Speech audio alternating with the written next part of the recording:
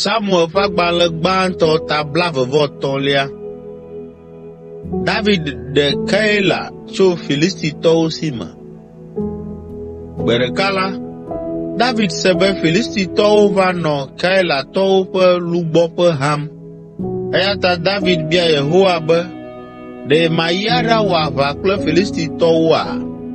Yehowa ɖo eŋu nɛ be, yi, nàxɔ na Keilatɔwo. Ke David ƒe amewo gblɔ be, míele vɔvɔ̃m le Yuda le afi sia xoxo. Míedi be míayi Keila aɖawɔ aʋa kple Filistitɔwo ƒe aʋakɔ blibo la o. David gabia gbe Yehowa eye wògaɖo eŋu be, miyi Keila, elabena makpe ɖe mia ŋu miaɖu Filistitɔwo dzi. Woyi Keila eye wowu Filistitɔ geɖewo. Woxɔ woƒe lãwo eye ale woɖe Keilatɔwo.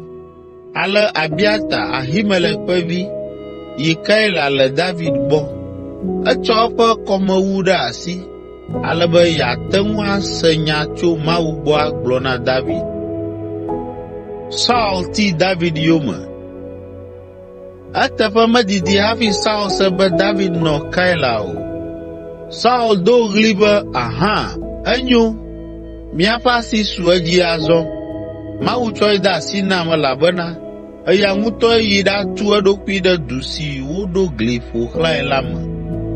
Eya ta Saul na be eƒe aʋakɔ blibo la nayi Keila aɖaɖe to ɖe David kple eƒe ameawo. Ke David se nu tso Saul ƒe ɖoɖowo ŋu eye wògblɔ na nunɔla Abiata be wòatsɔ eƒe kɔmewu la vɛ eye wòabia nu si yewoawɔ la tso Yehowa gbɔ. David gblɔ be, O Yehowa, Israel ƒe Mawu, mese be Saul gbɔna be yeatsrɔ̃ Keila elabena mele afi sia. Ɖe Keilatɔwo atsɔm ade asi nɛa?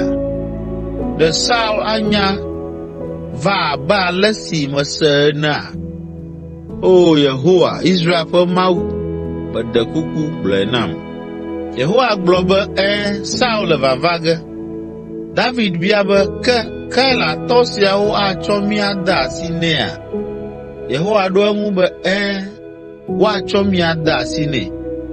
Ale David kple eƒe amewo abe ame 600 ene dzo le Keila eye wonɔ tsatsam le gbedzi. Saul se enumake be David si le Keila eya ta megayi afi ma kura o. Azɔ la, David nɔ agadowo me le gbedzi le Zif ƒe tonyigba dzi. Tso ŋkeke yi ŋkeke la, Saul di David gake Mawu metsɔ David de asi nɛ o. Gbe ɖeka esi David nɔ Hores le Zif gbegbe la, ese be Saul le eƒe agbe yome tim. Fiavi Yonatan yi David di ge azɔ. Edo goe le Hores eye wòdo ŋusẽ le eƒe Mawu dzi xɔse me. Yonatan ka ɖe edzi na David bena, mègavɔ̃ o, fofonye ƒe asi masu dziwò gbeɖe o. Wòe azu fia ɖe Israel dzi eye manɔ ŋuwò. Anye evelia na wò abe ale si fofonye nyae nyuie ene. Ale wo ame evea gabla nu ɖe woƒe xɔlɔ̃wɔwɔ dzi. David nɔ Hores ke Yonatan trɔ yi aƒe. Azɔ la, Ziftɔwo yi Saul gbɔ le Gibea eye wozɔ David ŋu nɛ, gblɔ nɛ be, míenya afi si wòbe ɖo. Ele Hores ƒe agadowo me le Hakila to la dzi, le gbegbe la ƒe dzieheliƒo dzi. Amegã, va ne míalée na wò ekema wò didi gãtɔ ava eme. Saul gblɔ be, Yehowa ayra mi be miewɔ dɔmenyo gã sia nam.